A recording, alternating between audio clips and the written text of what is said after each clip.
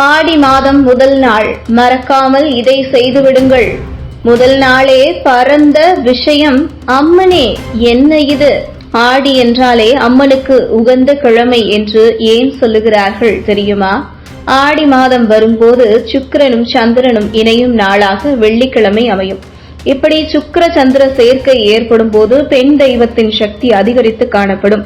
அதனால்தான் ஆடி வெள்ளி அம்பிகைக்கு மிகவும் உகந்தது என சொல்லப்படுகிறது. இந்த வருடத்தில் வந்திருக்கக்கூடிய ஆடி முதல் வெள்ளிக்கிழமை அன்று 3 சிறப்புகளை கொண்டு வந்துள்ளது.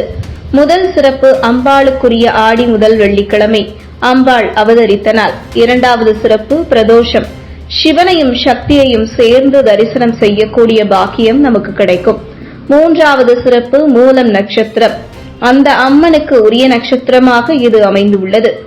அனுமனுடைய 10 கரங்களில் ஒரு கரத்தில் அம்பாளது சூலாயுதமும் இருக்கும். கவனித்து பார்த்தால் உங்களுக்கு தெரியும். அந்த அம்பாளின் அனுகிரகம் பெற்ற கடவுள் அனுமன். அம்பாளிடமிருந்து வரம் பெற்ற இந்த நாளை நாம் தவறவிடவே கூடாது. ஆடி மாதம் வெள்ளிக்கிழமை என்றாலே பெண்கள் வழிபாடு செய்வதற்கு உரிய தினமாக சொல்லப்படுகிறது. ஆடி மாதம் என்றாலே அம்மன் கோவில்களில் தினம் தினம் திருவிழாதான். சிறப்பு அலங்காரங்கள், சிறப்பு பூஜைகள் என ஆராதனைகள் நடந்து கொண்டே இருக்கும்.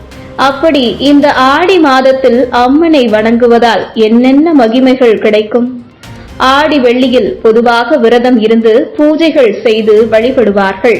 அவ்வாறு செய்வதால் அவர்களின் குடும்பம் பிணியிலிருந்து பாதுகாக்கப்படும் என்பது நம்பிக்கை.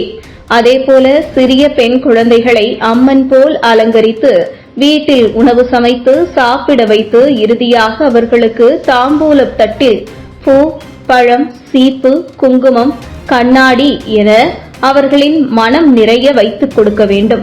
அவ்வாறு செய்தால் வீட்டில் இருக்கும் துஷ்ட சக்திகள் நீங்கி நல்ல சக்திகள் வீட்டில் குடியேறும். இதனால் நன்மைகள் பல வந்து சேரும். அதேபோல் கன்னி பெண்கள் அம்மனுக்கு எலுமிச்சை தீபம் ஏற்றி வழிபட்டால் உடனடியாக திருமணம் நடக்கும்.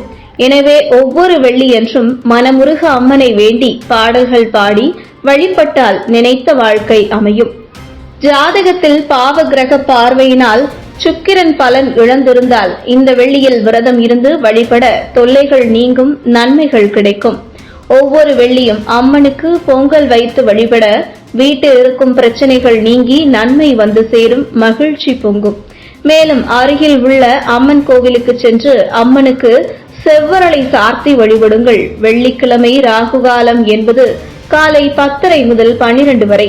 எனவே அந்த நேரத்தில் கோவிலுக்கு சென்று அம்மனை வழிபடுவதும், அந்த ராகுகால வேளையில் கோவிலின் கோஷ்டத்தில் அல்லது தனிச்சந்நிதியில் இருக்கிற துர்க்கைக்கு எலுமிச்சை தீபமேற்றி வணங்குங்கள்.